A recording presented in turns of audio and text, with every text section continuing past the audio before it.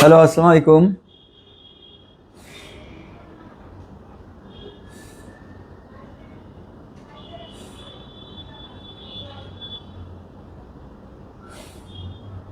শোনা যাচ্ছে?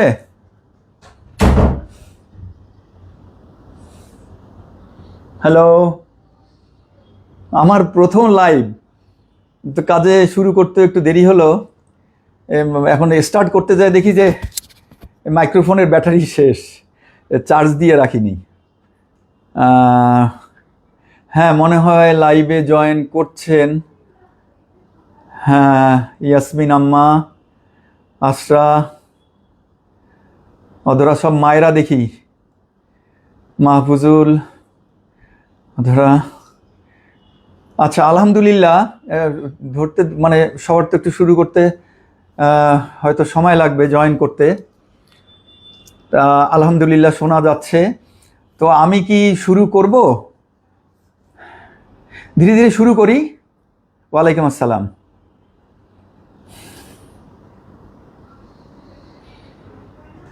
হ্যাঁ, আলহামদুলিল্লাহ দেখা যাচ্ছে, বোঝা যাচ্ছে।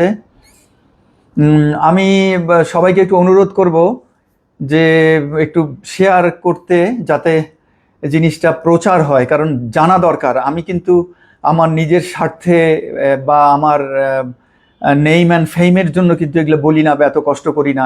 এই তথ্যগুলো কালেকশন করতে রীতিমতো যুদ্ধ এবং প্রাণান্তকর চেষ্টা করতে হয় এই বয়সে, দিন রাত কম্পিউটারের সামনে বসে এবং টেলিফোনের সামনে।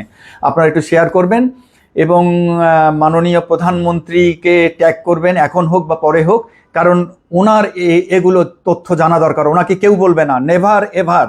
আমি আবার বলছি, মাননীয় প্রধানমন্ত্রীর সামনে এই তথ্যগুলো কখনোই কেউ উপস্থাপন করবে না। তো কাজেই আমি জানি না ওনার কাছে পৌঁছাবে কিনা। আপনারা যদি পারেন তাহলে পৌঁছায় দেবেন। আমি এবার শুরু করি। প্রথমে আমি একটু বলে নেব, তারপরে আধা ঘন্টা পর আপনারা প্রশ্ন করতে থাকেন, আগে শুনে যাবেন। আজকে যে কারণে আমরা এখানে এসছি, জয়েন করলাম, সেটা হচ্ছে যে সেফ ফুডের অনেক প্যারামিটার আছে, পার্সপেক্টিভ আছে। আমরা আজকে যে বিষয়টা নিয়ে কথা বলবো সেটা হচ্ছে কৃষি পণ্য বা কৃষিজাত খাদ্য আমাদের জীবনের 80% কাভার করে, বাকিগুলো অন্য কিছু বা 80+। এবং আমাদের ফুড সেফটি চেইনের সাথে নিরাপদ খাদ্য শৃঙ্খল, এই শৃঙ্খলের 80% নির্ভর করে কৃষি। এবং কৃষির এই ধ্বংসযজ্ঞ যা চলছে সেটার জন্য অন্যতম দায়ী হচ্ছে কীটনাশক এবং রাসায়নিক সার। এগুলো অনেক ব্যাখ্যার বিষয় আছে। আজকে যে জিনিসটা একটু আমি সবাইকে অনুরোধ জানিয়ে এখানে বসছি, বেশ কয়েকবার বলেছিলাম, সেটা হচ্ছে যে সবাই আমাকে ইন্ডিভিজুয়ালি জানতে চায় যে নিরাপদ খাবার স্বাভাবিক, আপনি কি খান? আমি টেবিলে বসে অনেকক্ষণ মাথায় হাত দিয়ে বসে থাকি, কারণ আমার সামনে আমার বাচ্চা খায়, আমার বাবা তো নেই, মা এবং আমার পরিবার, বাচ্চা কাচ্চা সবাই বিষ খাচ্ছি, যেটা সবসময় আমি বলি। এখন তাহলে কিভাবে পাওয়া যাবে? এবং অনেকেই জানতে চান যে নিরাপদ খাদ্য উৎপাদন করব কিভাবে, মানে কৃষি, সব সেক্টর। আজকে এসেছি কৃষি দিয়ে সামান্য একটু আইডিয়া দেব আপনাদেরকে, একটু ভূমিকা দিচ্ছি। এই কৃষিতে যে কীটনাশকের যে ক্ষতিকর প্রভাবটা, এটা আমি 2015-16 সালে উপস্থাপন করেছিলাম তৎদিদান সরকারের কাছে। তারা এন্টারটেইন করেছিল এবং আমাকে পিটাক, পেস্টিসাইড টেকনিক্যাল অ্যাডভাইজারি কমিটি, যারা কীটনাশকের লাইসেন্স প্রদান করেন, সেই কমিটির আমি 3টা মিটিংয়ের অবজারভার সদস্য ছিলাম। তো যাই হোক, ব্যর্থ হয়ে বের হয়ে এসেছি। কি দেখেছি এই 26 সদস্য বিশিষ্ট পিটাক কমিটিতে কি হয়, এগুলো আর আমি ডিটেলসে যাচ্ছি না। শুরুটা তখন, এরপরে যখন ফুড সেফটি অথরিটিতে আসলাম তখন আমি স্বাধীন ছিলাম এবং এগুলো নিয়ে ব্যাপক কাজ করেছি। আমরা ফুড সেফটি অথরিটিতে এমন কোনো খাদ্যপণ্য নেই যে আমরা টেস্ট করিনি। এই যে আমরা যে বলি বা আমি যে বলি ইনফরমেটিভ, আমার কৃষি কোনো ব্যাকগ্রাউন্ড নেই, আমি যে রেল নিয়ে বলা বলি করি, আমার ইঞ্জিনিয়ারিং কোনো ব্যাকগ্রাউন্ড নেই, আমি সায়েন্সেরও ছিলাম না ইন্টারমিডিয়েট পর্যন্ত। তথ্য, ইনফরমেশনগুলো আসাতে আমি কথা বলতে পারি। এখন কিভাবে নিরাপদ খাদ্য উৎপাদন করা যায়, সরাসরি শুরু করি। আফটার রিটায়ারমেন্ট যখন আমি পিআরএলে, তখন আমি জয়েন করি ইউনিমার্টে, ইউনাইটেড গ্রুপের ইউনিমার্টের অ্যাডভাইজার হিসেবে জয়েন করেছিলাম। সেখানে বেশ কিছু কাজ করেছি, 3 বছর ছিলাম। 3 বছর আমি যথেষ্ট কাজ করেছি এবং অনেকেই আমাকে চেনেন এবং ইউনিমার্টে যেও দেখা করেছিলেন। আমি একটা চেষ্টা কন্টিনিউয়াসলি করেছি ইউনিমার্টে থেকে, যেহেতু তারা রিটেল শপ, চেইন শপ, সেটা হচ্ছে প্রথম আমার প্রায়োরিটি ছিল যে নিরাপদ কৃষিজ দ্রব্য মানে আমাদের খাদ্য ফসল, এগুলো তোলা হবে ইউনিমার্টে। আমি বহু চেষ্টা করেছি সারা বাংলাদেশে, এটা 21, 22, 23 সালের কথা বলছি, অসংখ্য চেষ্টা করেছি, কোনো পার্টি পাইনি যারা আসতেন যে কৃষি শাকসবজি ফসল যারা সরবরাহ করবেন। অনেকেই বলতেন যে তারা করেন, অর্গানিক চাষ করেন। তো আমরা একটা কথা সবসময় বলতাম যে আপনারা যে অর্গানিক চাষ করেন, আমাদেরকে কিন্তু এই টেস্ট রেজাল্ট দিতে হবে, ল্যাব টেস্ট। আপনার ফসলে শাক সবজি চাল ডাল যেটাই বলেন, আপনাদেরকে যে হেভি মেটাল এবং কীটনাশক রেসিডিউ ফ্রি। সমস্যা হচ্ছে এই কথা বলার পরে সেকেন্ড টাইম আর কোনো পার্টি আগ্রহী হতো না, কাউকে আর দ্বিতীয়বার আমি পাইনি। অনেক উদ্যোক্তা, তরুণ উদ্যোক্তা তারা এসেছিলেন, যোগাযোগ করেছিলেন, প্রাণান্তকর চেষ্টা করেছি তাদেরকে বুস্ট আপ করার। অনেকেই কিন্তু এখান থেকে মেসেজগুলো পেয়ে যাবেন, বুস্ট আপ করাবার জন্য যে যতদিন আমি ইউনিমার্টে আছি, যেহেতু এটা একটা নাম করা রিটেল শপ, এখান থেকে এরা যেন বুস্ট আপ হতে পারে এবং আমরা যাতে বলতে পারি যে আমরা এখান থেকে নিরাপদ শাকসবজি প্রথম সরবরাহটা শুরু করলাম। কিন্তু ব্যর্থ হয়েছি, কেউ টেস্ট রেজাল্ট দিতে রাজি হয়নি।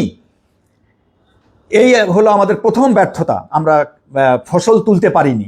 অন্যান্যগুলোর কথা বাদ দিলাম, আমি যেহেতু আজকে ফসল নিয়ে, কৃষি নিয়েই কথা বলবো। তো সমস্যাটা হচ্ছে, দেখেন এই কিছুদিনের মধ্যে দেখলাম যে বাংলাদেশে অনেক জায়গায় বিষমুক্ত সবজি চাষ হচ্ছে। এটা একটা ভালো খবর। কোন কোন উপজেলায় তারা ভালো কিছুটা দাম পাচ্ছে, তারপরে তাদের আকাঙ্ক্ষা আরও একটু ভালো পাবে, যেহেতু তারা এটা কস্টিং কিন্তু বেড়ে যায় তাদের ভাষ্য মতে। আমি কিন্তু এখানে মেসেজটা ভালো করে খেয়াল করবেন, যারা চাষাবাদ করছেন প্রাকৃতিক কৃষি, যারা চাষাবাদ করছেন নিরাপদ বলছেন, জৈব কৃষি দাবি করছেন, বলছেন এবং বাজারে বিক্রি করছেন, সেখানে দুটো ব্যাপার আছে, বিষয় আছে মারাত্মক। এক হচ্ছে আপনি যে জৈব বলছেন বা নিরাপদ বলছেন, বালাইনাশক এবং রাসায়নিক সার মুক্ত বলছেন, মেনে নিলাম যে আপনারা সেই জমিতে কোনো কিছু দিচ্ছেন না। মাটিটা কি টেস্ট করেছিলেন ফসল চাষের আগে? আপনার সয়েল, যে সয়েলে আপনি ফসল চাষ করছেন, সেই সয়েলটা কি দেখেছেন যে এটা হেভি মেটাল ফ্রি কিনা, অন্যান্য কি এলিমেন্টস, রেডিও অ্যাক্টিভ এলিমেন্টস আছে কিনা মাত্রাতিরিক্ত, তারপরে হেভি মেটাল আছে কিনা, lead, cadmium, chromium, mercury, arsenic, এগুলো আছে কিনা, নাম্বার 1। নাম্বার 2 হচ্ছে যারা জৈব বলছেন বা যারা ভালো খাবার বলছেন, মেনে নিচ্ছি তারা ওই রাসায়নিকে যাচ্ছেন না। আপনার ফসল ফলাবার পরে জৈব বলে যেটা প্রাকৃতিক কৃষি বলে বা নিরাপদ বলে যেটা বিক্রি করছেন, সেই ফসলটা কি, আমাদের কিন্তু অনেক ভালো ভালো ল্যাব আছে। সরি, এটা অনেকেই এই প্রসঙ্গটা তোলেন যে ল্যাব আমাদের আন্তর্জাতিক রেফারেল ল্যাব দরকার, আন্তর্জাতিক ল্যাব দরকার। এই সামান্য টেস্টগুলোর জন্য আমাদের অ্যাক্রিডিটেড ল্যাব ঢাকা শহরে অনেকগুলো আছে যেগুলো বিতর্কের ঊর্ধ্বে।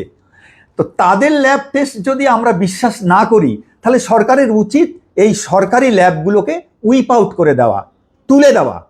ঠিক আছে, যতদিন আমরা আন্তর্জাতিক মানের রেফারেল ল্যাব 5-10 বছরে করতে না পারবো, ততদিন তাহলে কোনো ল্যাব থাকার দরকার নেই, কোনো খাদ্য টেস্ট করার দরকার নেই, ভেজাল নিয়ে কোনো আলোচনা করারও দরকার নেই।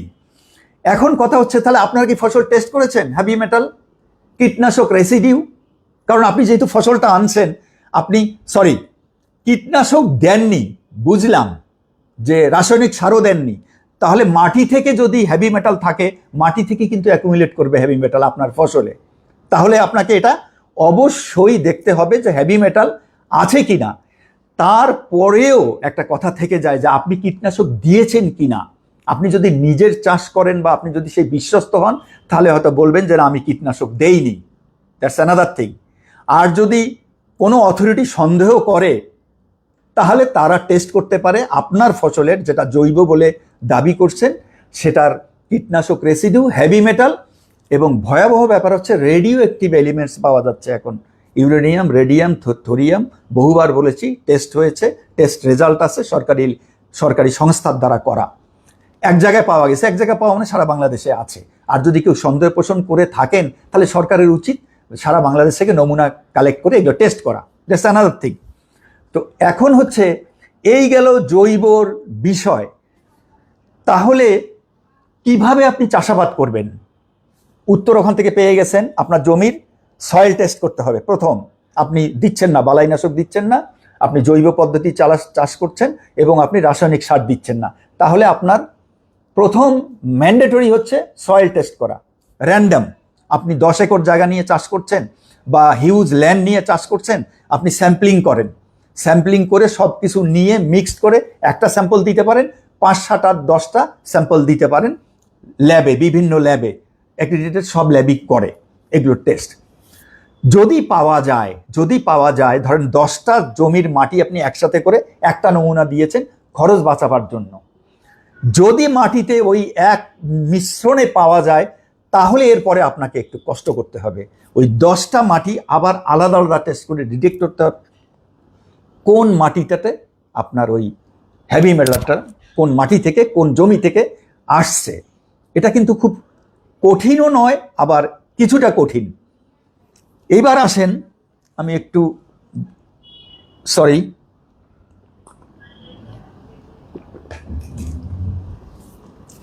যারা দেবেন কীটনাশক দিয়ে বা রাসায়নিক সার যারা ব্যবহার করবেন, সেখানে আরও ভয়াবহ প্রবলেম। আপনি যখনই কীটনাশক দেবেন তখনই সেই কীটনাশকের রেসিডিউ আসবে। আমরা যেহেতু পিএইচআই মেনটেন করি না, আমাদের ঘরে আসবে এবং আমাদের হেভি মেটাল আসবে, রেডিও অ্যাক্টিভ এলিমেন্টসও আসতে পারে। তাহলে আমরা কতটা অ্যালার্মিং আমাদের, যে আমরা যে নিরাপদ কৃষি চাষ করব, নিরাপদ ফসল চাষ করব, আপনারা বুঝে নেন যে কতটা কঠিন। আপনি যদি আচ্ছা, কীটনাশক দিয়েও তো আপনি চাষ করতে পারেন, বিদেশে তো আছে ভালো কীটনাশক যদি পাওয়া যায় আমি বলছি। এবং যদি আপনি পেস্টিসাইড রেসিডিউ মেনটেন করেন, পিএইচআই মেনটেন করেন, প্রি হারভেস্ট ইন্টারভেল আপনি দিয়ে ওই টাইমে আপনি বাজারজাত করলেন না, কিন্তু আপনি পোকামাকড়ে রক্ষা করার জন্য দিলেন, কীটনাশক ইউজ করলেন, কিন্তু সেটা ভালো, সেটাকে আপনাকে আগে টেস্ট করতে হবে, সার্টিফাইড হইতে হবে যে ওই কীটনাশকে হেভি মেটাল নেই, ওই কীটনাশকে রেডিও অ্যাক্টিভ এলিমেন্টস নেই। আমরা যতবার কীটনাশক টেস্ট করেছি, ফুড সেফটি অথরিটি থেকে 2বার টেস্ট করা হয়েছে, ময়মনসিংহ কৃষি বিশ্ববিদ্যালয়, বাংলাদেশ কৃষি বিশ্ববিদ্যালয় ময়মনসিংহ থেকে 1বার টেস্ট করা হয়েছে একটা প্রজেক্টে। ভালো মাত্রায় পাওয়া গেছে প্রায় 95% কীটনাশকে হেভি মেটাল ভরা। এখন আমি ওই চ্যাপ্টারটা একটু পরে আসছি, সরকারি চ্যাপ্টারটা পরে আসছি। তো এখন তাহলে কীটনাশক আপনি কোথায় পাবেন? এই হেভি মেটাল ফ্রি কীটনাশক, ওখানে 2টা প্রবলেম আছে। পিএইচআই মেনটেন না করলে আর কীটনাশক রেসিডিউ আমাদের রান্নাঘরে আসবে, আর যদি ওই কীটনাশকে হেভি মেটাল থাকে তাহলে হেভি মেটালও আসবে, যদি ওই কীটনাশকে রেডিও অ্যাক্টিভ এলিমেন্টস থাকে তাহলে রেডিও অ্যাক্টিভ এলিমেন্টসও আসবে। সেম সারেও কিন্তু তাই। কিন্তু আন্তর্জাতিক গবেষণা করে যা বোঝা গেছে বা যা দেখা গেছে রিসার্চ পেপারগুলো, সার থেকে অ্যাকুমুলেশন ফসলে কম করে কিন্তু কীটনাশক থেকে বেশি করে, যেহেতু ওটা গায়ে স্প্রে করা হয়। তাহলে আমাদের এই যে যারা ভাবছেন যে নিরাপদ কৃষি করবেন বা যারা নিরাপদ চাষাবাদ করছেন বা করতে চাচ্ছেন, আমি একটা ভয়াবহ কথা বলি, গুরুত্ব তাহলে বুঝতে পারবেন যে আমাদের সমস্যাগুলো কতটা জটিল। এই যে আমরা আম খাচ্ছি, আম পাকানোর জন্য এক ধরনের কেমিক্যাল ইউজ করা হয়, কম বেশি, এখন হয় না যেহেতু আমরা ক্যালেন্ডার মেনটেন করি। পাকানোর বিষয়টা কিন্তু আলাদা মনে রাখবেন। আমরা যেগুলো বলি ইথোফেন, ক্যালসিয়াম কার্বাইড, এগুলো প্রথম যখন আগুর আম ওঠে একদম আজ থেকে 2-3 মাস আগে, সেগুলোর ব্যাপারে ওরা প্রয়োগ করতে পারে কোনো অসৎ ব্যবসায়ী, সেটা আলাদা। কিন্তু ক্যালেন্ডার টাইম যে মেনটেন করে আম এমনভাবে পাকা শুরু হয়, পাকানোর জন্য কোনো কিছু দেয় না। তো আমটাকে ভালো করার জন্য, ভালো রাখার জন্য 5-7 দিন আগে অনেকেই কীটনাশক স্প্রে করে যাতে সুন্দর দেখা যায়। কিভাবে আমরা বুঝবো? কোন আমটাতে কীটনাশক স্প্রে করা হয়েছে, কোন আমটাতে স্প্রে করা হয়নি। আচ্ছা ধরেন অনেক আগে স্প্রে করা হয়েছে, আম যখন মাঝারি সাইজ তখন স্প্রে করা হয়েছে, গত 15-20 দিন মানে হারভেস্ট করার 15-20 দিন আগে স্প্রে করা হয়নি। একবার তো স্প্রে করা হয়েছে, 2বার তো হয়েছে, 3বার তো হয়েছে। তো আপনি একটা বড় গ্যাপ দিয়ে আপনার ঘরে আমটা আমাদের ঘরে আসছে, রেসিডিউ থাকবে না, কথার কথা ধরেন। কিন্তু ওই যে কীটনাশক হেভি মেটালটা কিন্তু আম টেস্ট করলেই দেখবেন যে হেভি মেটাল আছে, যদি ওই কীটনাশকে হেভি মেটাল থেকে থাকে। তো তাহলে আমরা নিরাপদ ফল যতই বলি না কেন, যদিও আমি বলি যে না ফল ভালো, ফল খাওয়া যেতে পারে, কিন্তু এই রেসপেক্টে, এই পার্সপেক্টিভে যে কীটনাশক হয়তো দীর্ঘদিন আগে দিয়েছে, পারার আগে হারভেস্ট করার আগে দেয়নি, কিন্তু যখনই একবার দিলেও এটার হেভি মেটাল থেকেই যাবে, কখনো হেভি মেটাল নষ্ট হয় না, ধ্বংস হয় না। তাহলে এবার বলেন যে আমাদের এই যে নিরাপদ কৃষির কথাগুলো, নিরাপদ চাষাবাদের কথাগুলো আমরা বলছি, কোন দিকে যাবেন? যারা জৈব বলছে সেখানে তো বলেছি মাটি টেস্ট করেছেন কিনা, মাটি টেস্ট করবেন। জৈব চাষাবাদ শুরু করলেন, আপনার কস্টিং বেড়ে যাবে, কারণ আপনার যখনই কীটনাশকের বাইরে যাবেন, সারের বাইরে যাবেন, আপনার ফলন অর্ধেকের কাছাকাছি চলে আসবে, আপনার কস্টিং অনেক বেড়ে যাবে। তার সাথে আছে পরিবহন খরচ, তার সঙ্গে আপনার লোডিং আনলোডিং, দেখেন কত সমস্যা। এই জন্যই ইউনিমার্টে যখন ছিলাম তখন অনেক চেষ্টা করেছি এটাকে একটু বুস্ট আপ করা যায় কিনা। আমি কিন্তু তখন কোনো পার্টি পাইনি। ইদানিং দেখছি অনেকেই চাষ, অনেকগুলো উপজেলাতে চাষ হচ্ছে। আজকে একটু ঘাটাঘাটি করে দেখলাম, আমার ঠিক মনে নেই যে তারা জৈব পদ্ধতিতে করছে, কিন্তু কথা থেকে যাচ্ছে জৈব পদ্ধতিতে করলে কিন্তু ওই যে আবার আগের কথায় আসছি যে মাটি টেস্ট করা হয়েছে কিনা, আপনার ফসলটা টেস্ট করা হয়েছে কিনা। আমরা নাহলে বিশ্বাস করে খাচ্ছি, তার কাছে এটা একটা ডেলিকেট জিনিস। জৈব বললেও সেখানে আগে কেউ যদি বলে অর্গানিক দাবি করে, আমি অনেক সময় বলি অর্গানিক দাবি করছে, তো তখন বলি যে আপনি কি টেস্ট করেছেন আপনার ফসল, মাটি? উত্তর কিন্তু পাওয়া যায় না, সন্তোষজনক উত্তর আমি কখনো পাইনি, আমি জানি না কেন। বা মাটিতে হয়তো পাওয়া যায় অনেক সময়, সেগুলো তথ্য প্রকাশ পায় না। তো মাটিতে পাওয়া গেলে তো আপনার ফসলে আছেই, ফসলের টেস্ট করলে তো পাওয়া যাবে, ড্যাম শিওর ফসলে আছে। তাহলে এই যে নিরাপদ কৃষি আমাদের জন্য কতটা কঠিন, সবই অনিরাপদ হয়ে যাচ্ছে এই কারণে। এবার আসেন, যেটা বলছিলাম আমি এর আগে বহুবার বলেছি যে আমাদেরকে জৈব কতটুকু, এই 20-22 কোটি লোককে আপনি কতদিন পরে খাওয়াবেন জৈব চাষ করে, এই রাসায়নিক মুক্ত 20-22 কোটি লোকের পেট ভরাবেন কিভাবে? আপনাকে রাসায়নিক ইউজ করতেই হবে যত বছর এটার সাবস্টিটিউট বা প্যারালালি ডেভেলপ না করে। এই কারণে আমরা কখনো বলি না যে কীটনাশক বন্ধ হোক। আমি যে কীটনাশক নিয়ে লেখালেখি করি, মিটিং সিটিং এত কিছু বলি, অনেকে বলে, অনেকে একটু টুইস্ট করে। যখন ফুড সেফটিতে ছিলাম তখন ওই কীটনাশক নিয়ে অনেক কিছু করেছি, টেস্ট করে যখন হেভি মেটাল পাওয়া গেল তখন আমরা চিঠি দিয়েছিলাম কাস্টমসকে যে কীটনাশক টেস্ট ছাড়া কোনো মাল খালাস করা যাবে না। তারা নানা রকম এগুলো নিয়ে এন্টি ক্যাম্পেইন শুরু করে দিল যে আমরা দুর্ভিক্ষ সৃষ্টি করতে চাচ্ছি, সরকারকে বিপদে ফেলতে চাচ্ছি, আমরা কীটনাশক বন্ধ করে খাদ্য সংকট সৃষ্টি করতে চাচ্ছি। আমরা কখনো বলিনি যে কীটনাশক বন্ধ হোক, আমরা 100টা কীটনাশক কমাবার কথাও কখনো বলি না। জৈব অর্গানিক করেন প্যারালালি। ওই যে অনেকে বলেছেন যে কিভাবে চাষ করবেন, ফেরোমন ট্র্যাপ থেকে শুরু করে আপনার ওই যে ব্যাকটেরিয়া, উপকারী পোকা, অনেক কিছু। তারপরে এখন হচ্ছে যে হাইড্রোফোনিক। তো একজনে প্রশ্ন করেছিলেন হাইড্রোফোনিকটা নিরাপদ কিনা। তো হাইড্রোফোনিক চাষে ওই নদীর পানি, খালের পানি, ওই চাষের ওই ফসল টেস্ট ছাড়া তো বলা যাবে না নিরাপদ কিনা। আমাদের তো 1 ফোঁটা পানি নেই, নদীর বা খাল বিলের পানি নেই যে দূষিত হয়নি, হেভি মেটাল কীটনাশক রেসিডিউতে পানি ধ্বংস হয়ে যায়নি আমাদের পরিবেশের পানি।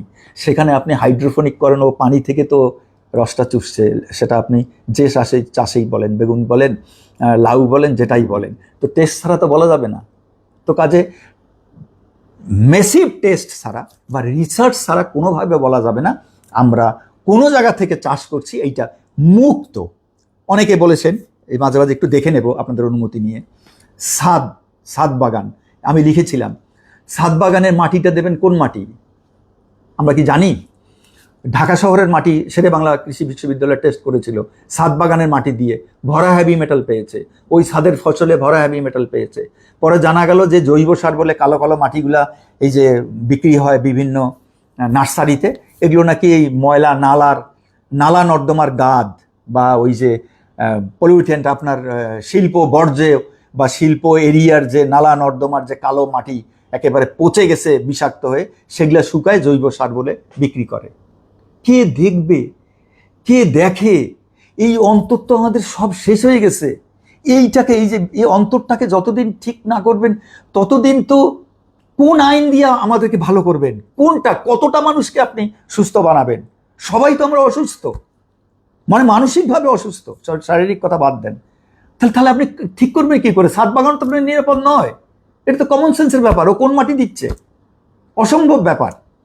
তো আমরা যে সবসময় এই জন্যই বলেছি যে কীটনাশক আসুক, ধরেন tends to be 1 lakh metric ton আসে, ডিপার্টমেন্ট অফ এগ্রিকালচার এক্সটেনশনের হিসাবে 40,000, আরও বোধ হয় 50-60,000 কীটনাশক হিসাবে আসে, জানি না আমি, ওখানে একটা বড় গ্যাপ আছে।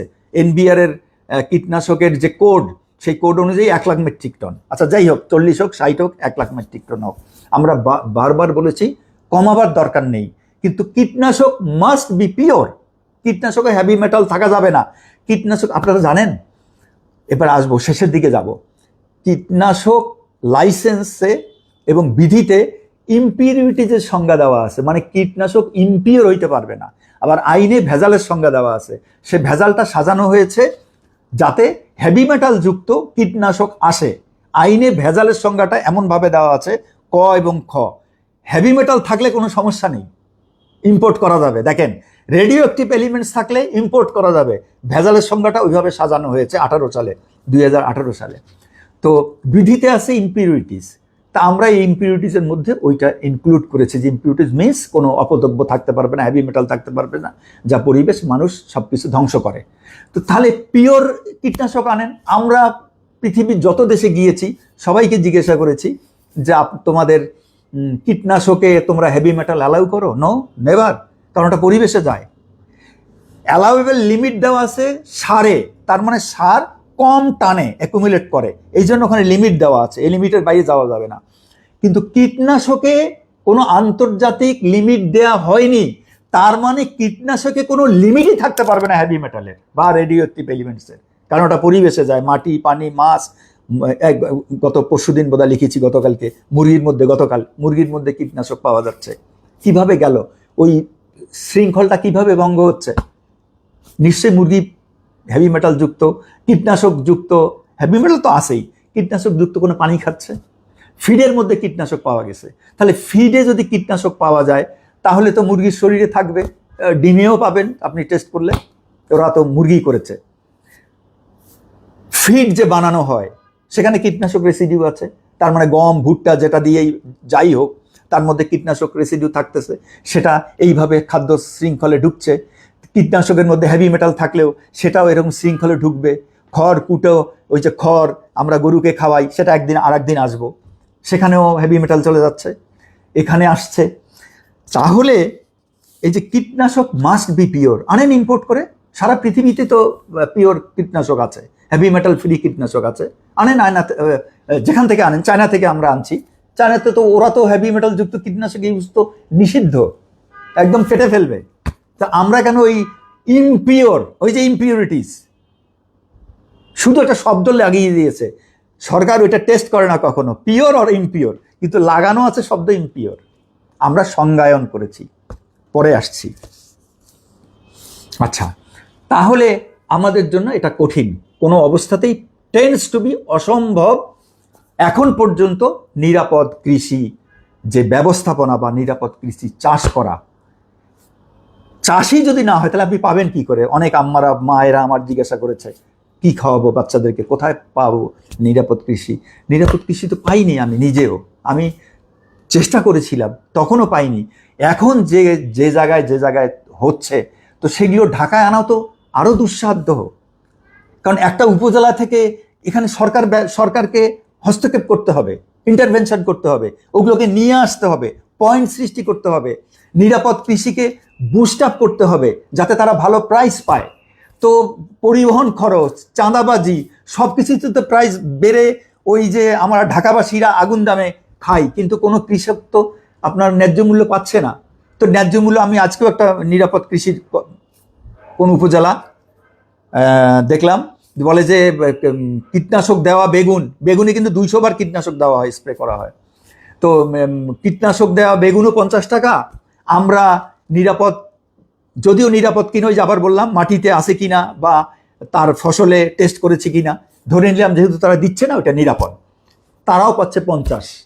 তো তাহলে সে নিরাপদ চাষ করবে কেন? ও তো ক্ষতিগ্রস্ত হচ্ছে, তার তো সে এই কস্টিং তো তুলতে পারবে না। সহজ উপায় তো নেই, এক পরিবহনই তো খেয়ে ফেলে, তারপরে আপনার এই মধ্যস্বত্বভোগীরা। তো কাজে আমাদের এইটা একেবারেই এখন পর্যন্ত অসম্ভব। কেউ যদি নিজেরা করতে চান, বারবার যেটা সবাই বলেন, করতে পারেন রাসায়নিক সার দেবেন না, করতে পারেন কীটনাশক দেবেন না, করতে পারেন কীটনাশক যদি টেস্ট করে, অনেকে বলে আমি কীটনাশক দিতে চাই কিন্তু কোনটা ভালো এটা টেস্ট করতে হবে।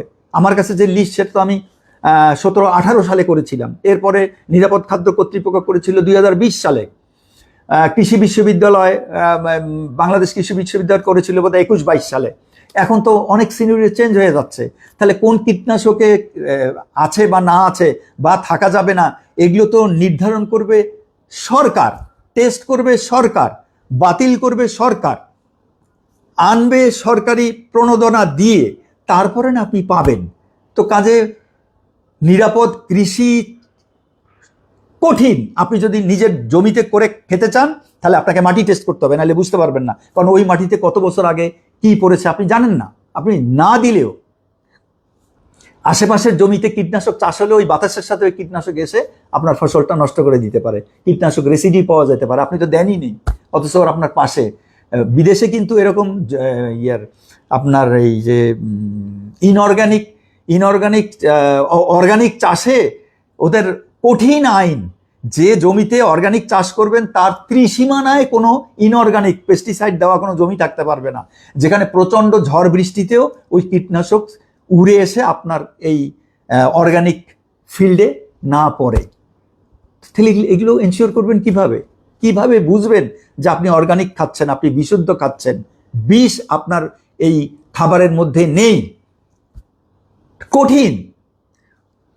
আচ্ছা, তাহলে উপায়টা কি? উপায় কঠিন এবং দীর্ঘ। যেভাবে চাষ হচ্ছে 22 কোটি মানুষের পেট চালাবার জন্য আমাদের কোনো অবস্থাতেই অর্গানিক দিয়ে সম্ভব নয় এই মুহূর্তে, ইয়ার্স টুগেদার, যুগ লাগবে। তাহলে আমাদের কীটনাশক এবং সার রাখতেই হবে, এবং সেটাকে মাস্ট বি পিওর হতেই হবে। কীটনাশক, যেটা কিছুদিন আগে মন্ত্রী মহোদয় বললেন, অনেক কয়েকটা সাক্ষাৎকারে বলেছেন এটা, যে এগুলো দেখা লাগবে বা দেখা প্রয়োজন। আমাদের এই কীটনাশকটাই শেষ করে দিচ্ছে ম্যাক্সিমাম ফুড চেইনটাকে, যেটা আমি ওই 2015 সালে চিঠি দেওয়া, আমার চিঠির কপিগুলো আছে, সেদিন দেখলাম, খুঁজে বের করলাম, দিয়েছিলাম। কিন্তু সেই প্রচেষ্টার আজকেই আপনাদের সামনে কষ্ট করছি, আজ সারাদিনে যে কষ্টটা করেছি। এবার যে ঘটনাটা বলবো, কেন এই দেশে ফুড সেফটি সম্ভব নয়, কেন আমি মাননীয় প্রধানমন্ত্রীর সঙ্গে দেখা করতে চেয়েছিলাম, কারণ ওনার সামনে ছাড়া এই কথা বলা, আপনাদের সামনে এখন বলতে পারবো, এখন তো বলবো, কিন্তু কাজ তো হবে না। একমাত্র মাননীয় প্রধানমন্ত্রীকে যদি বলা যায় এবং উনি যদি এই ব্যবস্থাটা নেয় তাহলেই হবে। যতই কমিটি হোক, কমিটির ক্ষমতা নেই এই জিনিসগুলোকে তুলে ধরে এবং এই মাফিয়া চক্রকে, এই সিন্ডিকেট চক্রকে, এই অশুভ চক্রকে ব্রেক করে। কারণ এখানে যেরকম ব্যবসায়ী আছে, অনৈতিক ব্যবসায়ী, সেরকম আমদানিকারক, সেই রকম আছে সরকারি কর্মকর্তারা, দুর্নীতিবাজ কর্মকর্তারা। এই তিনটা শৃঙ্খল ভেঙে আপনার আমার ঘরে নিরাপদ খাদ্য পৌঁছানো, পয়েন্ট অফ সার্ট, যেটা আমি সবসময় বলি, সরি টু সে অনেকে খারাপ মনে করেন যে কেয়ামত পর্যন্ত সম্ভব না, কারণ কোনো আলামত নেই। তো যে আলামত আমরা দেখছি, ধারে কাছে দেখছি, এই আলামত দিয়ে এটা হবে না। আমি এরপরে আসছি। আচ্ছা, পরিবহন, ম্যাঙ্গো ট্রেন আমরা চালু করেছিলাম যে আপনি সুলভ মূল্যে নিয়ে আসবেন, ট্রাক ভাড়া বেশি। তো ম্যাঙ্গো ট্রেন আমরা ফেল করেছি, ট্রেনে ভাড়া কম। কেন? লোডিং আনলোডিং কেউ ট্রেনে উঠায় না, কারণ ট্রাক আসে আপনার ক্ষেতের পাশ থেকে, আমবাগান থেকে বা ফসলের পাশ থেকে, একেবারে ফসলের মাঠ থেকে ট্রাক নিয়ে এসে কারওয়ান বাজারে নামাই দিচ্ছে, আনলোডিং করছে, লোডিং করছে। ট্রেনে দুনিয়ার বদারেশন, তাকে মাল ক্যারি করে স্টেশনে যেতে হবে, তারপরে সেখানে কুলি, সেখানে লোডিং আনলোডিং, পয়সা দেওয়া, আবার এখানে এসে আপনাকে তেজগাঁ নামাবে বা অমুক অমুক পয়েন্টে নামাবে, সেখান থেকে আপনার আড়তে। কেউ ট্রেনে, বাংলাদেশ ট্রেন ব্যবস্থা যা, কোনো অবস্থাতেই আপনার গুডস ক্যারিং মানে ইম্পোর্ট গুডস ছাড়া আমাদের ফসল কোনো অবস্থাতে লাভজনক কোনো দিন কেউ দেবে না। ওরা যতই রেল চেষ্টা করুক, এটা বসে যাবেই এবং ফেল করবেই। তো ট্রাকে করে তো সম্ভব নয় ওই কস্টিং দিয়ে আপনার আমাদের ঘরে এনে পৌঁছানো। দীর্ঘ প্রক্রিয়া, কঠিন প্রক্রিয়া, বছরের পর বছর লাগবে এই চেষ্টাটা করতে হবে।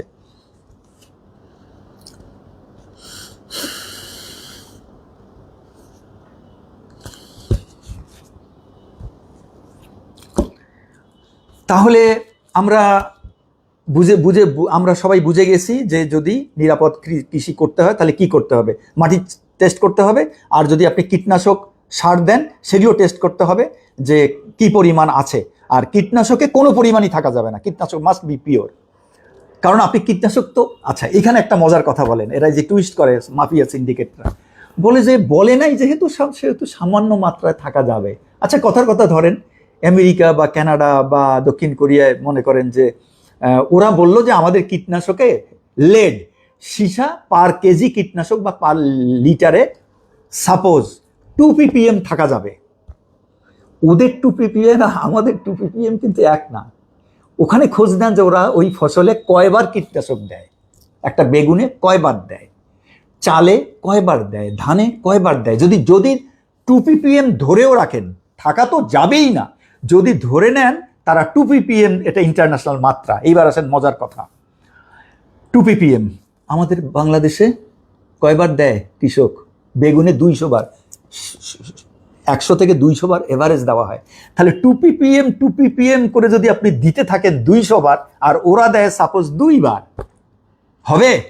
ওই মাত্রা এখানে এনে এই ব্যবসায়ীরা, এই মানে অনৈতিক ব্যবসায়ীরা এইরকম অপদ্রব্য সহ কম মূল্যে একদম পানির দামে ইম্পিওর জিনিসগুলো সারা পৃথিবী, বিশেষ করে চায়না থেকে ইম্পোর্ট করে। ওরা বোধহয় চায়না ওরা তো ইউজ করে না, ওরা বোধহয় রেডি রাখে বাংলাদেশের জন্য যে হেভি মেটাল যুক্ত নিয়ে যা।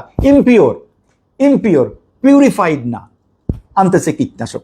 আচ্ছা, তাহলে এখন কথা হচ্ছে যে তাহলে ওদের থাকলে আমাদের থাকা যাবে না, কোনোভাবে থাকা যাবে না, এটা মিলছে না।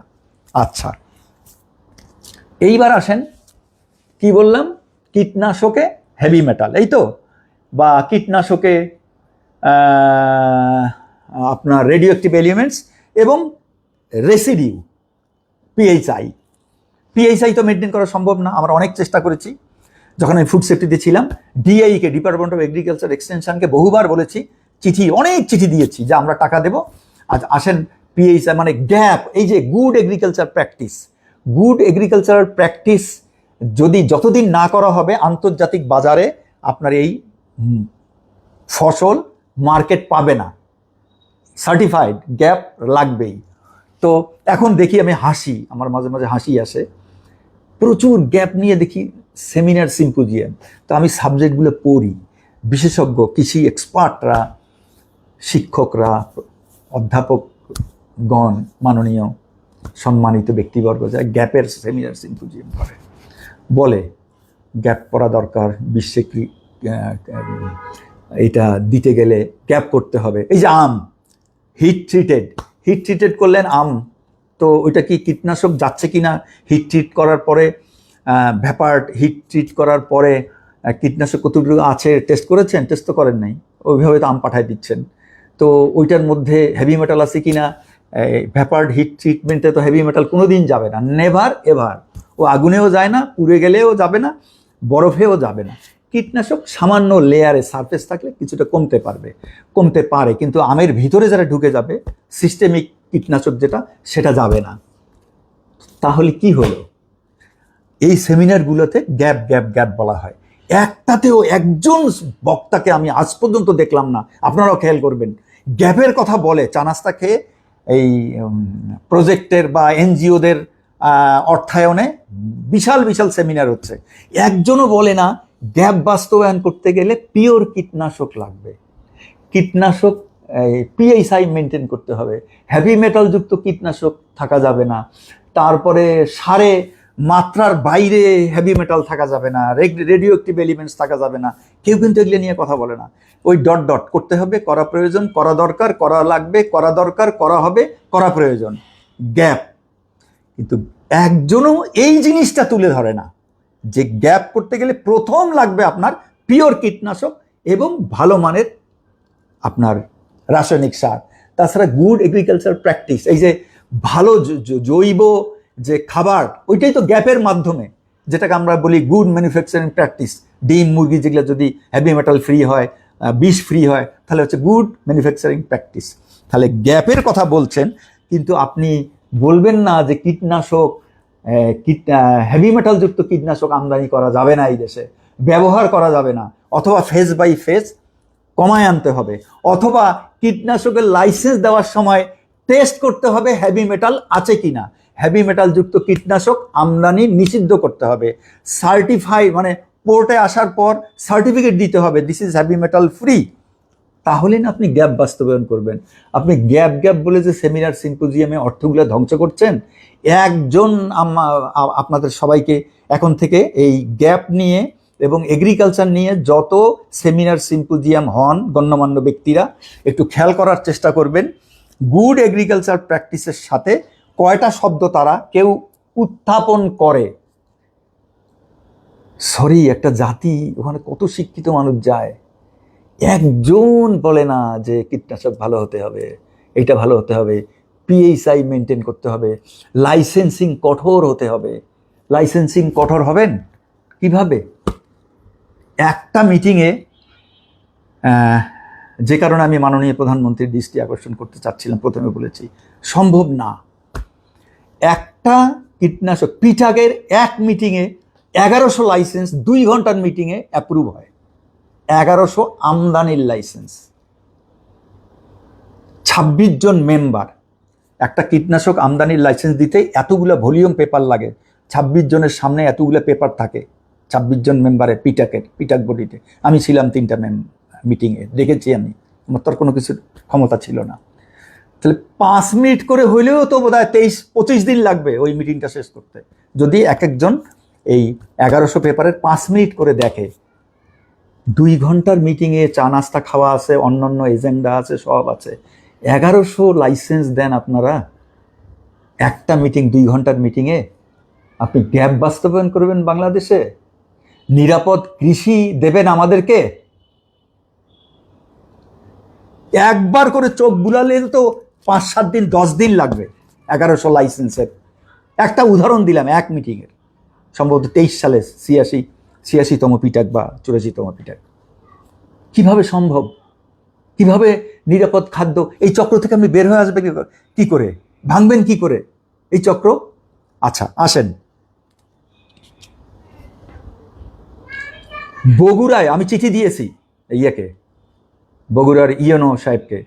বগুড়ার একটা উপজেলা, আমি নাম বলছি না, তথ্য আছে বলে আমি দিয়েছি সেখানে। ইয়নোকে বললাম তুমি একটু তদন্ত করে আমাকে রিপোর্ট দাও, আনঅফিসিয়ালি রিপোর্ট দাও। একটা গ্রামে, বগুড়ার একটা গ্রামে, এটা কিন্তু আগে দেওয়া, এখন না, তো একটা গ্রামে 100-র উপরে আমদানিকারক গ্রামের ঠিকানায় আমদানিকারক নাকি গ্রামবাসী নাকি 100 জন আছে ওই গ্রামে আমদানিকারক, বিদেশ থেকে আমদানি করে, লাইসেন্স ওখানে, ঠিকানা তাদের ফ্যাক্টরির ঠিকানা, কারখানার ঠিকানা, একটা গ্রামে। আপনি কি করে গ্যাপ বাস্তবায়ন করবেন? কি করে নিরাপদ খাদ্য বাস্তবায়ন করবেন? আমাদেরকে দেবেন? সেমিনার সিম্পোজিয়ামগুলোর আরেকটা মজার কথা বলি, দেখবেন সেমিনার সিম্পোজিয়ামগুলো করে, এখন শুরু হয়েছে ইদানিং, এই চাপাচাপিতে তারা একটু দেখাচ্ছেন বা করেন, সরি টু সে, আমি ক্ষমা চাচ্ছি করজোরে, কারণ যারা করেন তারা ঠিকই জানেন, কারণ আপনাদের নিচে আমি লিখি প্রায় তাদেরকে আমি মিন করছি। ওখানে দেখবেন ভেজাল এবং নকল কীটনাশকের বিরুদ্ধে আন্দোলন করতে হবে, নিরাপদ খাদ্য নিশ্চিত করার জন্য। নকল এবং ভেজাল কথাটা খেয়াল রাখেন, নকল আর ভেজাল এক জিনিস। হেভি মেটাল যুক্ত ইমপিওর কীটনাশক আলাদা জিনিস, যেটা আমদানি হয় বিদেশ থেকে, সেটা ইমপিওর। এটার কথা বলে না কখনো, বলবে হচ্ছে নকল আর ভেজাল। নকল ভেজাল মানে কি? পানি দেয়, ওই যে দুধের মতো। তারপরে ধরেন নকল বানায় কেমিক্যাল, একটা কেমিক্যালের জায়গায় আর একটা কেমিক্যাল দিয়ে লেবেল লাগাই দিল অমুক কেমিক্যাল, মিস ডিক্লারেশন করে দিল, ওটার মধ্যে কোনো কাজ হয় না। ভেরি মাচ ইম্পর্টেন্ট জিনিস। নকল ভেজালও কিন্তু ভয়াবহ জিনিস, কারণ আপনার রেজিস্ট্যান্স হয়ে যাচ্ছে এই পোকামাকড়গুলো, এই যে বালাই দমন হয় না। এখন কৃষকরা দেখবেন গ্রামে গ্রামে সব একসাথে 8টা 10টা কীটনাশক মিশায়, একসাথে বালতির মধ্যে মিশায় স্প্রে করে, কারণ 2টা 4টা 5টা 10টা ওরা কাজ দিচ্ছে না। সকল নিম্নমানের, যে নিম্নমান আর ইমপিওর কিন্তু এক না, আবার গুলায় ফেলিয়েন না। আমাদের যুদ্ধটা, আমার যুদ্ধটা বেসিক্যালি ওইটা ইমপিওর, কারণ আমার পরিবেশ হেভি মেটাল দিয়ে শেষ করছে। আপনার যদি নকল ভেজাল নিম্নমানের কীটনাশক না হয়ে যদি সেটা উচ্চমানেরও হয়, এবং সেটা যদি আবার ইমপিওর হয়, হেভি মেটাল থাকে, রেডিও অ্যাক্টিভ এলিমেন্টস থাকে, তাহলে তো গন, টোটালি লস্ট। তো তিন জিনিস আইনটা তৈরি হয়েছে নকল ভেজাল। এখন সেমিনার সিম্পোজিয়াম হয় নকল ভেজাল কীটনাশক, জিজ্ঞাসা করবেন ইমপিওর কীটনাশক, হেভি মেটাল এবং রেডিও অ্যাক্টিভ এলিমেন্ট যুক্ত কীটনাশকের ঘটনা কি? আপনারা সেমিনার সিম্পোজিয়াম করেন না কেন সেটা নিয়ে? নকল এত কথা বলছেন কেন? ওই যে গ্রামে গ্রামে ওই লাইসেন্সগুলো নেয়, ওরা বদনা দিয়ে, নল দিয়ে, মগ দিয়ে কীটনাশক বানায়, লাইসেন্স নিচে আমদানিকারকের, বাতিল হয় না। আমদানি তো একটাও করে না, এরা হাজার হাজার লাইসেন্সই আছে যারা আমদানি, ওটা একটা শর্ত আছে, 1 বছর কি 2 বছর আমদানি না দেখালে বাতিল হয়ে যায়। আমি জানি না তারা বাতিল করে কিনা, বা কতগুলো বাতিল করছে, বা করতেও পারে। তো তাহলে এই যে ভেজাল নকল টোটালি আপনার ককটেল দিচ্ছে, তাও কাজ হচ্ছে না। তাহলে ককটেল দিলে যদি এতটুকু করেও ককটেল দেন, মানে কীটনাশক প্রত্যেকটার আবার প্রি হারভেস্ট এমআরএল আছে, মানে যে রেসিডিউ যেটা আপনার আমার পেটে আসবে। তাহলে একটা কীটনাশকের একটা রেসিডিউ, আর ও যে 10টা কীটনাশক মিশিয়েছে, তাহলে 10টার আলাদা আলাদা রেসিডিউ আপনি ওই ধানের সাথে ঘরে বসে ভাত দিয়ে খেলেন, ভাতের সঙ্গে খেলেন, আলুর সাথে খেলেন, বা ওই পটলের সাথে, শাকসবজির সাথে খেলেন, একসাথে 4টা 5টা করে দিচ্ছে। কিভাবে ধ্বংস হয়েছি দেখছেন আমাদের? একটা তো না, কোন দিক দিয়ে ঠিক করবেন, কাকে ঠিক করবেন? এই কারণে বলি, সরকারি কর্মকর্তারা যতদিন ঠিক না হয়েছে, ততদিন কারো কোনো ক্ষমতা নেই। আমি 20 কোটি লোক রাস্তা নামলে তো কোনো লাভ হবে না, এই চক্র তো ভাঙতে পারবেন না। পরিবেশ ঠিক করবেন কি করে? আপনি নিরাপদ খাদ্য উৎপাদন করবেন কি করে? কোনোই তো রাস্তা নেই। কিভাবে সম্ভব? যতক্ষণ পর্যন্ত আপনি স্ক্রিনিং না করছেন, পৃথিবীর কোনো দেশে আরো কত কিছু যে আছে। আপনার আমদানি, সরকারি পলিসি হচ্ছে উৎপাদনে যাও, এই যে ঔষধ শিল্পের মতো, ভালো কীটনাশক দেশে বানাও, এআই নিয়ে আসো, ফর্মুলেশন করো, এআই দেশে বানাও, কম্পোজিট ইন্ডাস্ট্রি করো, দেশে বানাও, কিন্তু সুযোগ সুবিধা দেওয়া হচ্ছে না। সব হচ্ছে আমদানি, যত পারো আমদানি করো, যত পারো। সব কিছু স্ক্রিনিং হয় পোর্টে, একটা ক্ষমতা দিয়ে রাখছে যে কাস্টমস করতে পারে। কাস্টমসের কি কীটনাশক ল্যাব আছে নাকি যে তারা টেস্ট করবে? কীটনাশক পোর্টে জাহাজ থেকে নামা মানেই দেশে চলে আসে। কিন্তু আপনি এআই, যেটা আমি যে 15 সালেও যুদ্ধ করেছি এটা নিয়ে, উৎপাদনের দিকে, আপনি যদি এআই আনেন যে দেশে বানাবেন, ওইটা 14 দিন 50 দিন রেখে দেওয়ার ব্যবস্থা করে ফেলছে। আপনি ওই এআই মানে অ্যাক্টিভ ইনগ্রিডিয়েন্টস এনে দেশে আর বানাইতে পারবেন না, লস দিতে দিতে আপনি যাতে দেশ ছেড়ে পালায় যান। তাহলে আমাদের ঔষধ শিল্পটা কিভাবে গ্রো করছে, ডেভেলপ করছে, আজকে এক্সপোর্ট করি আমরা কিভাবে? অথচ কীটনাশক টেস্ট হয় না আমদানি হলে, পোর্টে কোনো টেস্ট হয় না। বাংলাদেশে এমন কোনো কেমিক্যাল নাই যে টেস্ট ছাড়া দেশে ঢোকে। কি সারের একটা কমিটি আছে পোর্টে, 3টা ল্যাবে পাঠায়, প্রত্যেকটা কনসাইনমেন্ট সার 3টা, প্রত্যেকটা জাহাজের প্রত্যেকটা কনসাইনমেন্ট 3টা ল্যাবে পাঠানো হয় ঢাকায়। 3 ল্যাবের টেস্ট যদি ঠিক আসে, ওই যে পিউরিটিজ ইমপিউরিটিজ হেভি মেটাল ওই মাত্রাটা তো ঠিক থাকে, সার তাহলে ক্লিয়ার হয়। কিন্তু কীটনাশকে হাত দিতে পারবেন না, জাহাজ থেকে নামবে, ট্রাকে উঠবে, চলে আসবে। বুঝছেন চক্র? আপনি খাদ্য নিরাপদ করবেন, ঘরে ঘরে নিরাপদ কৃষি দেবেন, একটা খাবারে কীটনাশক রেসিডিউ আসে, ওই খাবারে হেভি মেটাল আসতেছে, ওই খাবারে রেডিও অ্যাক্টিভ এলিমেন্টস আসতেছে, তো একটা তো খান নাই, আমরা তো একটা খাচ্ছি না, 10টা খাচ্ছি সারাদিনে, 10টা 15টা, সব তো অ্যাড হবে, 10টা 15টাতে অ্যাড হয়ে আমি যখন রাত্রে ঘুমাবো তখন পাহাড় পরিমাণ হেভি মেটাল, কীটনাশক রেসিডিউ এবং এই সব কন্টামিনেশন নিয়ে হসপিটালগুলো বাচ্চারা ভরা ক্যান্সার, কিডনি, ঘরে ঘরে ঘরে ঘরে। তো কাজে আপনারা যেটা নিয়ে আজকে বসছি, শেষটা চ্যাপ্টারটা দিয়ে শেষ করব। আমি আপনাদের কিছু কোশ্চেনের নেব, শেষ করে দিয়েই, হয়তো আর 10-15 মিনিট বেশি নেব। সেটা হচ্ছে যে বুঝে গিয়েছেন আপনারা, ক্লিয়ার যে চাষ করতে গেলে কি লাগবে। আপনি আমি ছাড়া ধরেন আপনার ভিটের মধ্যে করলেন, যেখানে আপনি কোনোদিন চাষ করেন নাই, ধরে নিলাম যে ওই ভিটের মধ্যে আপনার কোনো কিছু কন্টামিনেশন নেই, তো একটু পাবেন, তাও উড়ে এসে পড়তেছে কিনা সেটাও জানি না। আর যদি জমির মধ্যে করেন, এটা টেস্ট করতে হবে। ছাদে যেটাই বলেন, মাটি, আম্মারা আমার প্রতিটা ছাদে ছাদে আম্মারা যায়, লেবে যায়, মায়েরা যায়, টেস্ট করে আনবে? সম্ভব না তো। সব মাটি কি টেস্ট করা সম্ভব? সব কীটনাশক তো টেস্ট করতে প্রশ্নই ওঠে না, প্রশ্নই ওঠে না। আরে এইটাই বুঝাতে পারছি না, তা থাকুক কীটনাশক, থাকুক এই আপনার সার, পিওর ব্যবহার শুরু করেন, পিওর রিসার্চ হোক, টেস্ট হোক, এগুলো নিয়ে আলাপ আলোচনা হোক, শুরু হোক, তারপরে না আপনার সমাধানের দিকে কত বছর পরে যায়। কারণ হেভি মেটাল 100 বছরে, যে মাটিতে হেভি মেটাল পড়ছে, সাপোজ ক্রোমিয়াম, ওই যে টানারি বর্জ্যের ক্রোমিয়াম, 100 বছরে ওখানে গাছ হবে না, কথার কথা ধরেন, যদি ওই পরিমাণ পড়ে। নষ্ট হয় না, হেভি মেটাল নষ্ট হয় না, রেডিও অ্যাক্টিভ এলিমেন্টস নষ্ট হয় না। এই যে পিফাস কখনো নষ্ট হবে না, ফর এভার কেমিক্যাল, সব ফিনিশ পিফাস দিয়ে, মাটি পানি সব গেছে। ওটার কথা তো বলি নাই, যে ভুলে গেছিলাম, এখন বললাম। ওই প্রতিটা খাবারে আবার পিফাসও আসতেছে, বাঁচবেন কি করে? এই যে পানি খাচ্ছি ফিল্টার, তা আমি এই পানি তো আমার ব্যক্তিগতভাবে পিফাস টেস্ট করা সম্ভব না, যেতে ফিল্টার করার পরে পিফাস, অনেকে জিজ্ঞাসা করছেন আছে কি না, পিফাসের মেশিন নেই বাংলাদেশে। একটা মেশিন 7-8 কোটি টাকা, হাইয়েস্ট, খুব কস্টলি এবং খুব সেন্সিটিভ পিফাস টেস্ট করা। আরে বাবা, যুগের প্রয়োজনে সরকার 2টা ল্যাবকে 7 কোটি টাকা 14 কোটি টাকা বরাদ্দ করুক না, পিফাস মেশিন নিয়ে আসুক আমেরিকা থেকে, সুইজারল্যান্ড থেকে বা ইউরোপ থেকে, গণহারে টেস্ট শুরু হোক, সবাই করুক, অন্তত বুঝুক, রিসার্চ শুরু করেন। পালা থাকার কি মানে হয়? কেন পালা থেকে হবে? এই যে খাচ্ছি 2 লিটার পানি, আমি তো জানি না ফিল্টার থেকে গেছে কিনা, পিফাস যাওয়ার কথা না। কোনো ফিল্টার কোম্পানি এটা টেস্ট করে এখন পর্যন্ত বলে নাই যে আমার ফিল্টার পিফাস মুক্ত, কীটনাশক মুক্ত, হেভি মেটাল মুক্ত। সমানে বলে যায় pure water, pure water, pure water. তো পিওর ওয়াটারের তো ওই যে বোতলজাত পিওর ওয়াটার মধ্যেও পিফাস পাওয়া গেছে। আচ্ছা, এইবার হতাশার বাণী দিয়ে শেষ করছি, যে কারণে আমি বলেছিলাম মাননীয় প্রধানমন্ত্রী ছাড়া কোনো উপায় নেই। হ্যাঁ, সেটা হচ্ছে যে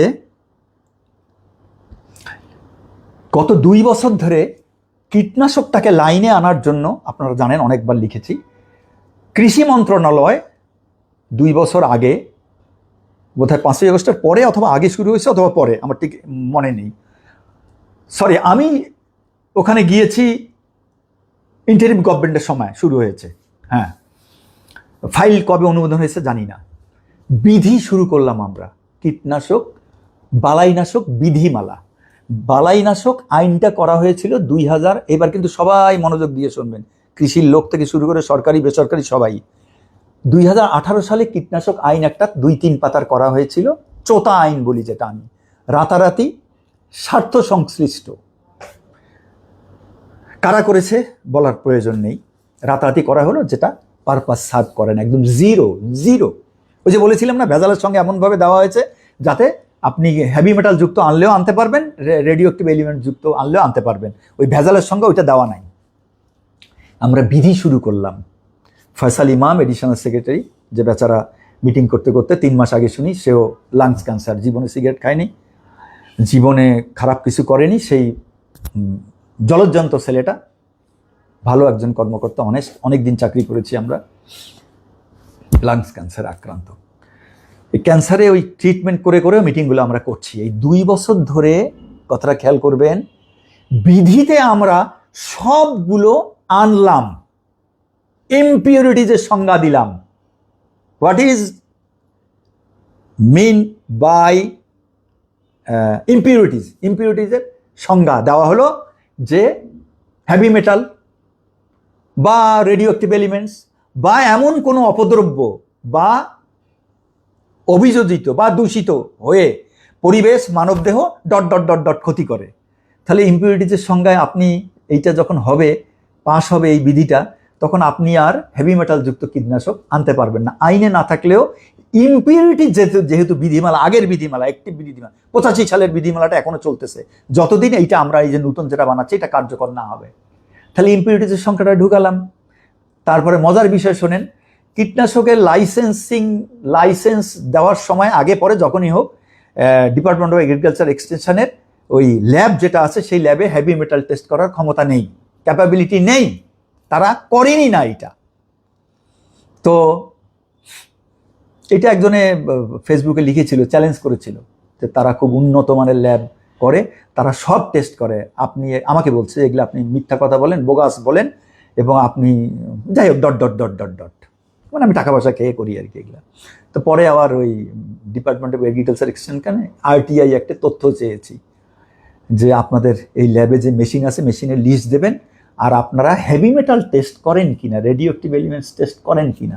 তারা লিখিত উত্তর, সাইন বাই অথরাইজড কর্মকর্তা, আমরা আমাদের এইগুলো টেস্ট করার সক্ষমতা নাই। এই হচ্ছে আমার অপবাদ, আমাকে অপবাদ দেওয়া হয় এত কষ্টের পরে। আচ্ছা যাই হোক, সেটা আলাদা জিনিস, দিতে থাকুক। তো এখন তারা টেস্ট করার সক্ষমতা নাই, তাহলে টেস্ট করার সক্ষমতা নেই ওই জন্য ওরা চুপ করে বসে থাকে।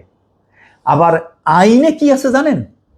আইনে আছে টেস্ট করবে, টেস্টে আমি ওই একজ্যাক্ট ওই ল্যাঙ্গুয়েজটা আমার মনে নেই, অর্থাৎ তারা টেস্ট করবে, তারা অন্য কোথাও দেবে না, অন্য কোনো ল্যাবে পাঠাবে না। তো তার টেস্ট করার সক্ষমতা নেই, আইনেও প্রয়োজন নেই, তারা হেভি মেটাল যুক্ত কীটনাশক দেধারসে, হ্যাঁ রেডিও অ্যাক্টিভ বলেন, হেভি মেটাল যুক্ত বলেন, লাইসেন্স দিয়ে দেয়। আমরা এইবার ওই বিধিতে করলাম কি, ওইটা এনেছি। যতদিন পর্যন্ত কৃষি দপ্তরের অধিদপ্তরের এই সব টেস্ট করার ল্যাব, আধুনিক ল্যাব স্থাপন এবং টেস্ট করার সক্ষমতা অর্জন না করা হয়, ততদিন পর্যন্ত অন্য বাইরের ল্যাবে টেস্ট করা যাবে। বিধিতে আনা হলো, খসড়া বিধি 2 বছর ধরে আমরা রেডি করলাম।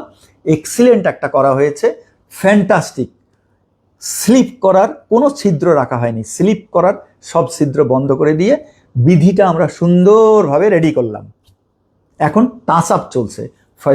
ফয়সাল সাহেব এখনো সিঙ্গাপুরে গিয়েছে, এই কিছুদিন আগে লাস্ট মিটিংটা করলাম, আর 1-2 মিটিং হলে আমরা এটা শেষ হয়ে যাবে। আমরা পাবলিক অপিনিয়নের জন্য পাবলিক করব। বিধি আইন কিন্তু পাবলিক করতে হয়, নিয়মই তাই। তাহলে আর 1-2টা মিটিং শেষ হয়ে প্রচণ্ড পরিশ্রম করেছি, সবাই ছিল, আমদানি সমিতি আছে, উৎপাদক সমিতি আছে, কর্মকর্তারা আছে, সব প্রোটোকলের লোক ছিল, করে একটা এক্সিলেন্ট বিধি। তাহলে এবার কি হবে, ইমপিউরিটিজের সংখ্যা দিয়ে ওটা বন্ধ করা হলো। তারপর টেস্টিং ফেসিলিটি যতদিন না হবে ততদিন অন্য ল্যাবে করা হলো, দিয়ে আমরা রেডি বসে আছি।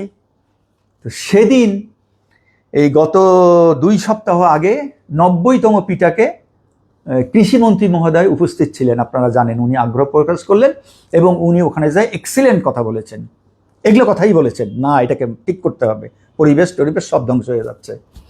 তো সবই ঠিক আছে, আলহামদুলিল্লাহ। তো রেজুলেশন মানে কার্য বিবরণীটা পরশুদিন আপলোড করছে ডিপার্টমেন্ট অফ এগ্রিকালচার এক্সটেনশন। হয়রান হয়ে গেছে, আমি আর একা পারবো না ভাই, এইরকম চক্রের সাথে পারা সম্ভব না। নট অনলি এইটা, অন্য ডিপার্টমেন্টগুলো যেদিন আসবো সেদিন বলবো, সব ডিপার্টমেন্ট। তো মাইনিটসে মানে কার্যবিবরণী আপলোড করা হয়েছে। সেখানে সিদ্ধান্তে এবার খেয়াল করবেন কেন আমি মাননীয় প্রধানমন্ত্রীর দৃষ্টি আকর্ষণ করতে চাচ্ছি। প্রথম সিদ্ধান্তটা কি নিয়েছে জানেন? মাননীয় মন্ত্রী মহোদয় কিন্তু ওই দিন মিটিং এটা বলে নাই, কেউ বলে নাই, কিন্তু সিদ্ধান্ত জলজল করছে কি জানেন? এই পিটাক মিটিং থেকে নেওয়া হয়েছে। এই পিটাকের চেয়ারম্যান হচ্ছে BARC, Bangladesh agriculture research council, আর সদস্য সচিব হচ্ছেন DGDAE। প্রথম সিদ্ধান্ত হচ্ছে বালাইনাশক বিধিমালা, যেটা আমরা দেরি করেছি 2 বছর ধরে, ওই যে ওগুলো করেছি, বালাইনাশক বিধিমালা 2026 পর্যালোচনা করার জন্য একটা নতুন রিভিউ কমিটি গঠন করার সিদ্ধান্ত হইল। শুনলেন? আবার একটা কমিটি গঠন করার সিদ্ধান্ত হইল, যেটা ওই মিটিংয়ে আলোচনাই হয়নি। তারা সিদ্ধান্ত দিয়ে দিলেন যে তাহলে আমরা গেলাম কোথায়? 2 বছর ধরে যে আমরা সুন্দর করে বিধিমালাটা রেডি করলাম, গণ আবার রিভিউ কমিটি। নাম্বার 1। নাম্বার 2 হচ্ছে আরেকটা সিদ্ধান্তে আছে যে এইসব টেস্ট আমরা বিধিতে নিয়েছি, অন্য ল্যাবে করা যাবে, আর তারা সিদ্ধান্ত নিচ্ছেন এইসব টেস্ট করার জন্য নতুন এবং অত্যাধুনিক ল্যাব স্থাপন করার সিদ্ধান্ত গৃহীত হইল। তার মানে 10 বছর লাগবে ল্যাব, তার মানে 10 বছর আপনি অন্য ল্যাবে আর heavy metal radioactive elements test করতে পারবেন না। আর বিধি 2 বছরে রেডি করলাম, আবার পর্যালোচনা রিভিউ কমিটির নামে একটা কমিটি করে দিল, তার মানে আবার 5 বছর, মানে বর্তমান সরকারের পুরো টাইমটা খেয়ে ফেলবে তারা। বিধি আর হবে না, ওই 85 সালের বিধি আর 18 সালের চোতা দিয়ে এই কৃষি সেক্টর, আমি কীটনাশক বলতেছি না, দুইটা মিলেই ধরেন, সারেরটা আর একদিন আসবো, শুধু কীটনাশকেরটা বলতেছি, চোতা দিয়ে আগামী 5-10 বছর আমরা কাটাই দিতে পারব। এবার ভয়াবহ আরেকটা কথা বলি, আইন এবং আইন প্রণয়ন সংক্রান্ত বিধিমালা বা আইন এবং বিধি, এগুলোর সকল সিদ্ধান্ত নেওয়ার এখতিয়ার কেবলমাত্র মন্ত্রণালয়ের। কবে আইন করবে, কবে সংশোধনী করবে, কোন আইন করবে তার রিলেটেড মন্ত্রণালয়, এবং বিধি করবে সেই সিদ্ধান্ত দেবে মন্ত্রণালয়, নট পিটাক। পিটাকের কোনো ক্ষমতা নেই কোনো বিধি এবং আইনগত কোনো সিদ্ধান্ত, কোনো পলিসি, কোনো সংশোধন, কোনো বিযোজন, কোনো সংযোজন করে একটা অধিদপ্তরের কোনো ক্ষমতা নেই। অধিদপ্তর এবং BARCর বিধি করার সিদ্ধান্ত নিয়েছেন সচিব, বিধি করার সিদ্ধান্ত নেওয়া হয়েছিল মন্ত্রী। এখানে মন্ত্রী মহোদয় কিছুই বলেন নাই, আর বললেও তো ওটা প্রযোজ্য হবে না, কারণ উনি তো এই মন্ত্রীর উনি বলে যেতে পারেন, কিন্তু উনি তো এখানে সাইন করবেন না, এবং ওনার সিদ্ধান্ত তো এইভাবে আসবে না। উনি বলেন নাই, আর আপনারা বা বললেও তাকে তো বুঝাতে হবে, ওনাকে তো বুঝাতে হবে মাননীয় মন্ত্রী মহোদয়কে যে স্যার এটা সম্ভব না, এটা তো মন্ত্রণালয়ের সিদ্ধান্ত, এটা পিটাকে আসবে না, পিটাকের সিদ্ধান্তে আসবে না যে বিধি নতুন করে বিধির কমিটি করা হইল। কি করবেন? সম্ভব না। আমি গত পরশুদিন থেকে এত হতাশ হয়ে গিয়েছি যে এইটা আমি ক্ষমা চাই দেশবাসীর কাছে। একটা 65 বছরের বুড়া বৃদ্ধ, আজকে আমি দুঃখের কথা বলি, আমার মায়ের লিম্ফোমা ব্লাড ক্যান্সার ধরা পড়েছে 3 মাস আগে, মা এখন 3rd কেমো, 81 বছর বয়স। আলহামদুলিল্লাহ, দোয়া করবেন আমার মায়ের জন্য। ক্যান্সার রোগী মা আমার ঘরে, আমি যুদ্ধ করি ফুড সেফটি নিয়ে, গুছায় আনি ধ্বংস হয়, গুছায় আনি ধ্বংস হয়। নট অনলি আজকে তো ডিআই বললাম, বাকিগুলো শুনলে আপনারা হতবাক হবেন, একটা ডিপার্টমেন্ট, সরকারি ডিপার্টমেন্টগুলো কি করতেছে এবং ফুড সেফটি কিভাবে ধ্বংসের জন্য দায়ী। আমরা যে বলি সরকারি কর্মকর্তারা কিভাবে ফুড সেফটি চেন ধ্বংস করেছে, তা আপনারা শুধু আমার সাথে আছেন, আমাকে দোয়া করবেন। আলহামদুলিল্লাহ, সমাধান তো হবে না, নিরাপদ খাদ্য তো আমাদের বাচ্চারা পাবে না। আজকেও এক কোথায় জানি লিখলাম, কয় মাস, আমি কালকে দিয়েছি 1 বছর 8 মাসের ক্যান্সারের বাচ্চা দেখতে গেছে এক ভদ্রলোক, আর আজকে একজন লিখেছে কত 6 মাস না 7 মাসের বাচ্চা কেমো নিতে হচ্ছে।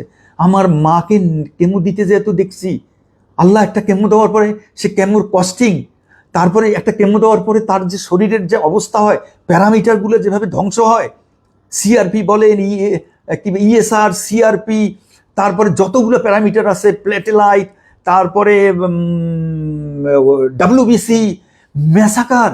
তাহলে 1 বছর 6 মাস 7 মাস 8 মাসের বাচ্চাদের আপনি এগুলো তুলবেন কি করে? কেমো দেওয়ার পরে কিভাবে বাপ মা তুলতেছে, চিকিৎসা করতেছে বাচ্চাদের? আমার মাকে 4টা-5টা ডিম খাওয়াতে হয় সাদা অংশ খেয়ে, ওই যে এটা কি বলে, অ্যালবুমিন বাড়াতে হচ্ছে, বাড়ায়, আবার বসে যায়, আবার বাড়াতে হচ্ছে। এইভাবে সম্ভব? আমার পক্ষে সম্ভব?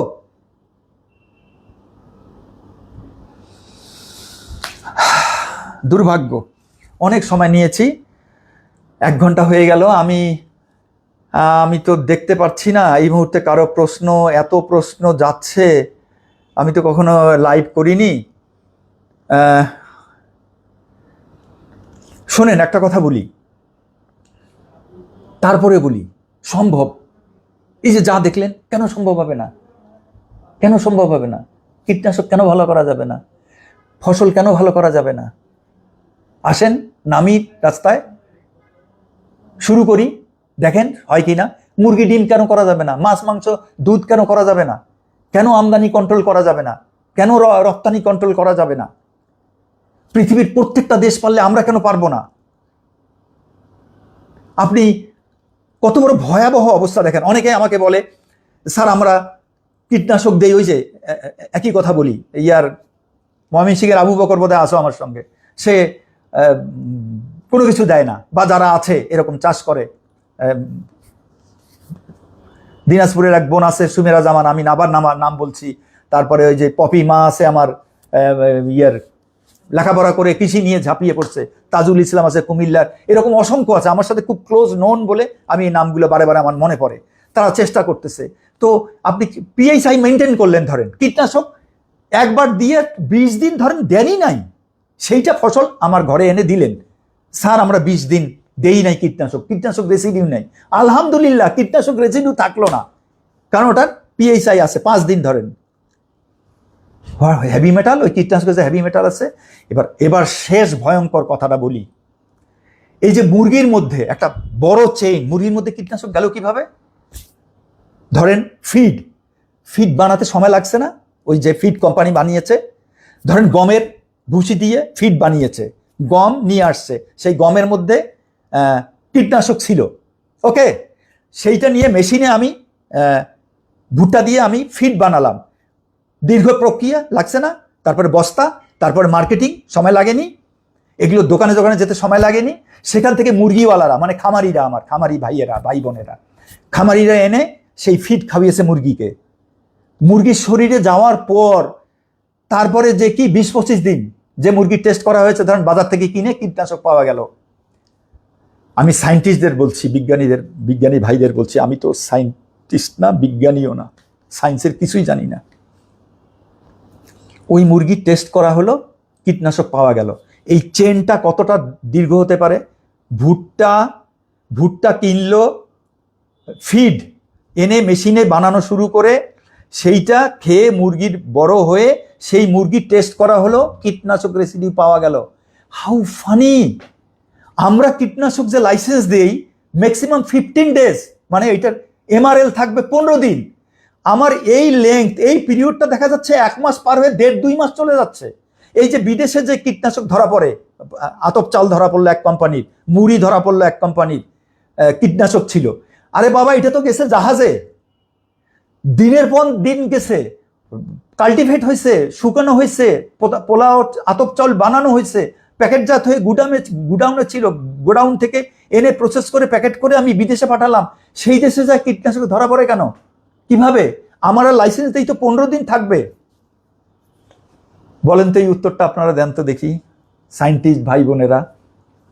15 দিনের কথা বলে যে লাইসেন্সগুলো দিচ্ছি, সেই কীটনাশক 2 মাস পরে ধরা পড়ে কি করে খাদ্যে?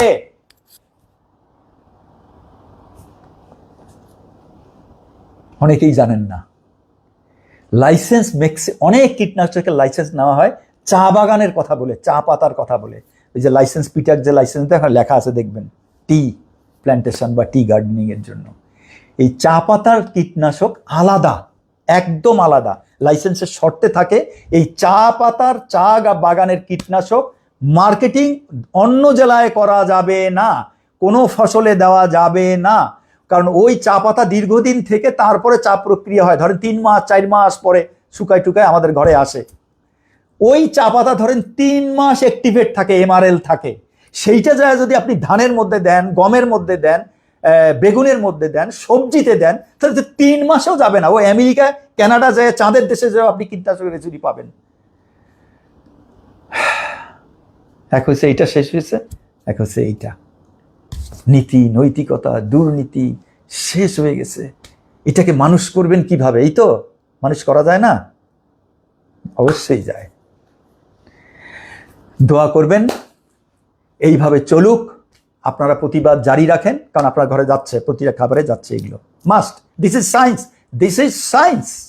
কোনো টেস্ট করার দরকার নেই। যা কাহিনী বললাম কোনো টেস্ট করার দরকার নেই। প্রত্যেকে খাচ্ছে, আমার মাননীয় প্রধানমন্ত্রীও খাচ্ছেন, মন্ত্রী মহোদয়রা খাচ্ছেন, সচিব সাহেবরা খাচ্ছেন। এই যে ওয়াসার পানি বলি, পিফাস, তো ওয়াসার পানি খাবেন না তো কি? ফ্রান্স থেকে আপনি কি এভিয়ান ওয়াটার কয়জনে খাবেন? এভিয়ান ওয়াটার নিয়ে এসে কয়জনে খাবেন? আর যদি দেশের খাবার খান, অবশ্যই আপনারও পেটে যাচ্ছে। হ্যাঁ, ক্যান্সার সবার হবে না, দিস ইজ সায়েন্স। সিগারেট খায় 60 বছর, অনেকে গর্ব করে 60 বছর সিগারেট, আমার তো ক্যান্সার হয় নাই। আরেকজন 6 মাস খেয়ে ক্যান্সার হয়ে গেছে, ওই সিগারেট দিয়ে ক্যান্সার। নিকোটিন বলেন, সিগারেটও তো হেভি মেটাল ভরা, তো একসাথে নিকোটিন একেবারে হেভি। সবার লাংস তো এক না, সবার মেটাবলিজম তো এক না, কারো হবে কারো হবে না। আপনি আমাদের দেখার বিষয় হার্টটা কেমন, ডাক্তারের কাছে রোগীর সংখ্যা কেমন, হসপিটালে রোগীর সংখ্যা কেমন, অনকোলজিস্টদের কাছে রোগীর সংখ্যা কেমন, প্যাথোলজির কাছে রোগীর সংখ্যা কেমন, কাতরাচ্ছে কেমন, ঔষধের দোকানে লাইন কেমন, সেটা নিয়ে না আপনি একটা জাতি বিচার করবেন। তার আগে তো আপনি করতে পারেন না। ওই 72-75 বছর বয়স এভারেজ গড়, এসব আলতু ফালতু কথা বলে তো এই জাতির উন্নতি ঘটাতে পারবেন না। রিয়েলিটি মেনে নিতে হবে, রিয়েলিটি। আমি আবার বলছি, সম্ভব সম্ভব।